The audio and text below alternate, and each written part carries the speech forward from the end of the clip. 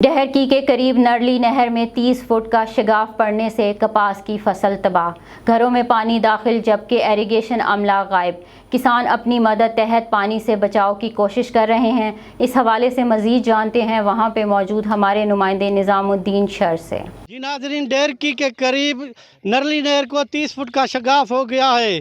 इधर जो घरों में पानी दाखिल हो गया है और फसल कपास का फसल तबाह हो गया है। मेरे साथ किसान मौजूद हैं, इनसे बात करते हैं।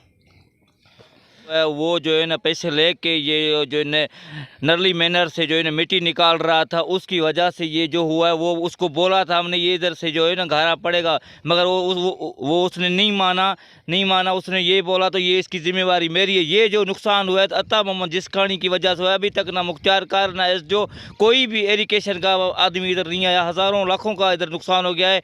बहुत हमारी कपास जो है ना डूब गई है, बहुत नुकसान हुआ है। हम जो है ना पुरजोर अपील करते हैं एरिगेशन खाते से जो हमारे आए और माली मदद है। हमारा घारा अभी तक बंद नहीं हुआ, तकरीबन 8 घंटे हो चुके हैं, अभी पानी भी चल रहा है। बहुत पानी, बहुत नुकसान हुआ है, आप देख सकते हैं। ठीक, आधा घरों में पानी दाखिल हो गया है। कपास जो थी सारी ख़त्म हो गई है। ये 30 फुट का घारा पड़ गया है। जो है सारा इलाका जो है ना अभी घरों में पानी है। दूसरे में पहले भी गंदम जो थी वो भी घारा लगा था, वो भी सारी जो है ना बूट गई थी। जो कि अभी जो है ना ये उसका भी कुछ नहीं मिला। अभी इंतजामिया या घरों में पानी है, ये सारा इलाका जो है ना कपास इसकी तबाह हो गई है। पहले गंदम का फसल भी तबाह हो गया था।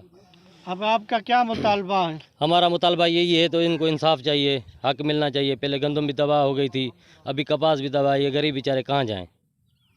इतनी महंगाई हो गई है, ये फसल पे खर्चा किया हुआ है, कपास पे इतना खर्चा किया है हद से ज़्यादा है अभी तो। इसी हवाले से आप क्या कहना चाहते हैं? सर, मैं ये कहता चाहता हूँ कि इसको फसल का मुआवजा दिया जाए।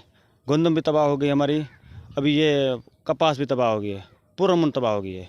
देखें पानी पानी है, 100 एकड़ तबाह हो गई है।